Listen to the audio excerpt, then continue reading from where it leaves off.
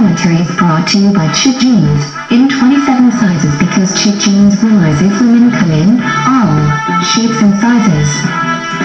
Chick realizes women come in all shapes and sizes. That's why jeans by are proportioned to fit from leg to waist, hip to hip. Whether you're a sweet petite, long and lean, or in between.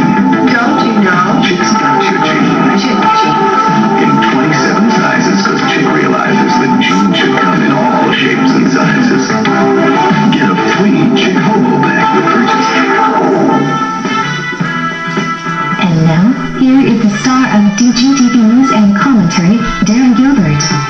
Reporting today from Wasaga Beach, Ontario, Canada. Here's Darren.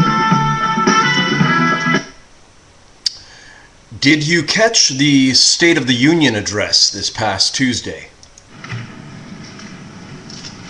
This is our generation's Sputnik moment. This is our generation's Sputnik moment. If President Barack Obama was a television series, it would be cancelled. Prior to the State of the Union address, his handlers were invoking the name of Reagan. In the speech, Obama actually invoked the name of Dwight Eisenhower when he was talking about getting spending under control. Please, Democrats and Obama, if you're going to mention conservative and or Republican leaders from the past, do so because you're planning on doing something serious with respect to representing policies, implementing policies and ideals that they believed in. Obama and the Democrats have absolutely nothing in common with Ronald Reagan and Dwight Eisenhower. Now, I know some Democrats are going to say, well, a lot of Republicans bring up Jock Kennedy when they give speeches. True. But when they say JFK, they're talking about how he brought income taxes down substantially when he was president, something that Republicans and Tea Partiers believe in. Therefore, when they invoke the name of John F. Kennedy, they are doing so accurately, unlike what Obama's doing with Reagan and Eisenhower. Sputnik moment. More trillion-dollar shovel-ready projects? I thought we already went through that. Why do we need to build more infrastructure? We spent more money on a stimulus than we did in the Iraq and Afghanistan wars. Aside from all this, I found the speech to be a very weak delivery. This man who, even to me, a conservative, gave great speeches a couple of years ago when he was running for president, like captivating speeches. I guess we've all tired of his delivery, and we're no longer, how should I put it, being faked by it. One positive note on the State of the Union address was that Republicans and Democrats, rather than sitting on opposite sides in the House, sat together. I didn't think that was going to work. I thought it looked kind of mushy. But what it ended up doing was quieting down the Congress in general. There were far fewer standing ovations this year, partly because Nancy Pelosi is not there as House Leader as John Boehner, and he's much more reserved than her. Because the last two State of the Union addresses were over the top with respect to applause and standing ovations. Item. Chairman Hu got the royal treatment at the White House this past week. Visiting with President Barack Obama, fine, that's normal. Together they were attended by a concert pianist. This Chinese pianist played an anti-American song.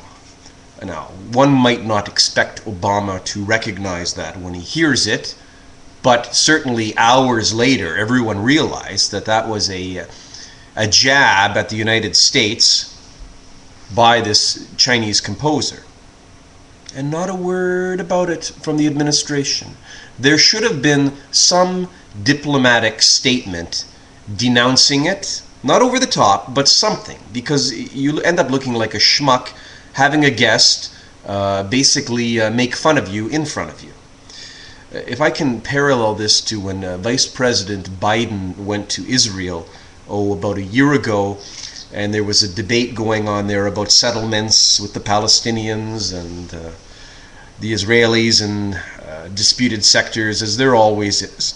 And an announcement was made by a cabinet minister that the government was going to expand some Jewish settlements. That's their business. But the announcement shouldn't have been made while Biden was there with Bibi Netanyahu. So that was an embarrassment to the vice president. And the media was, oh my goodness, how could the Israeli government do this? My gosh! And there were all these repercussions, and Netanyahu had to apologize, and these diplomatic statements.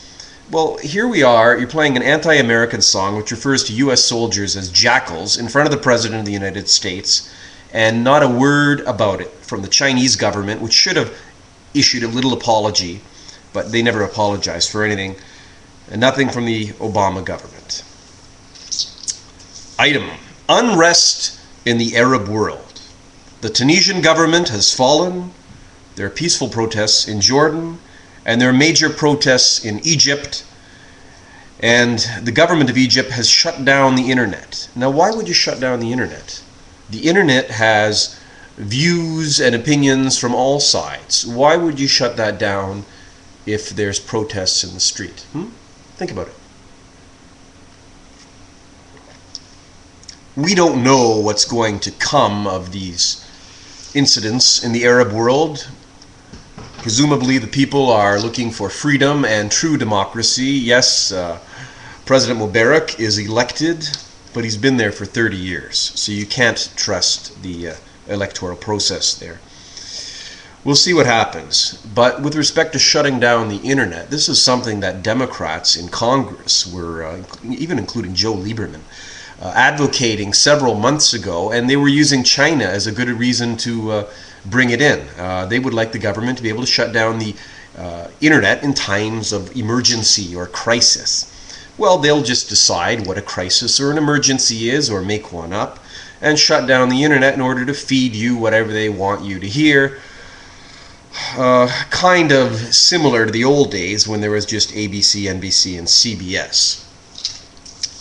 So be very careful when you hear politicians talking about shutting down the internet. It should never be shut down. Item: Conservative Canadian Prime Minister Stephen Harper wants to change the citizen's arrest law, because currently it's not a citizen's arrest law. Currently it's words on a paper which mean nothing. Some time ago, a Toronto shopkeeper, David Chen, had his store robbed, and sometime later, I think it was about a day or two later, the robber returned to his store again, and he had been robbed by this person previously as well. Chen apprehended him, held him in a cube van for the police. And of course, this is Canada. So what happens when the police come to arrest a criminal? Well, they arrest the victim instead. They charged Mr. Chen with assault and unlawful confinement of the low-life, degenerate, habitual crook who was supporting, habits. Harper would like to change the law so that you can actually arrest a criminal if you are a citizen. And it doesn't have to be in the act at the time of the act. It can be afterwards. It's time we erred on the side of going over the top with respect to laws like this and siding more with the victims. We need I think it's called a castle is your home law. That hasn't been discussed too much, but there was an incident out west where a farmer had his house and farm being firebombed by a neighbor, and he fought back and ended up getting arrested for fighting back. I believe he shot a gun in the air just to scare the person off.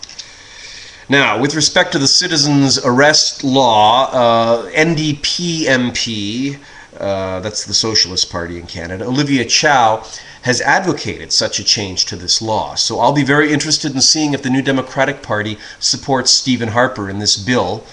Olivia Chow is the wife of NDP leader Jack Layton, so she will have influence. However, as is often the case when laws want to protect victims and get harder on criminals, the NDP, the Liberals, and the Bloc Québécois, that's the separatist party for Quebec, always side with the criminals, so we'll see what happens here. Item. This past week, Jack LaLanne passed away, the fitness guru. You know what time it is?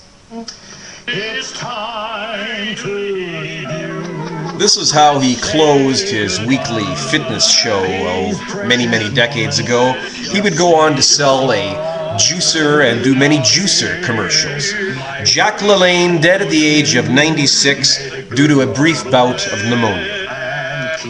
And in other celebrity deaths, Gladys Horton of the Marvelettes has passed away at the age of 66.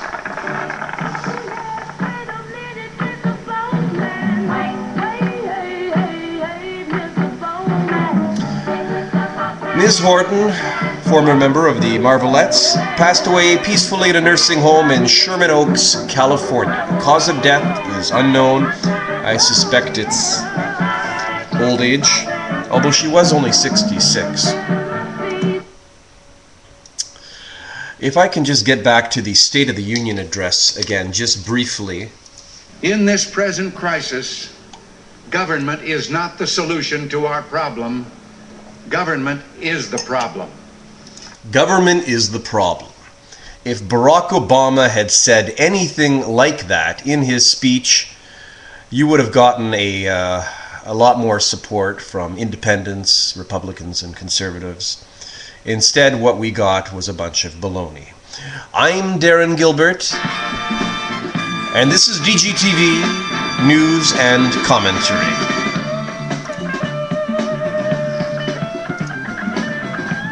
You have yourself a good week. DGTV is Darren Gilbert Television. You are watching it. Classic television, modern news and analysis. Stay tuned to DGTV.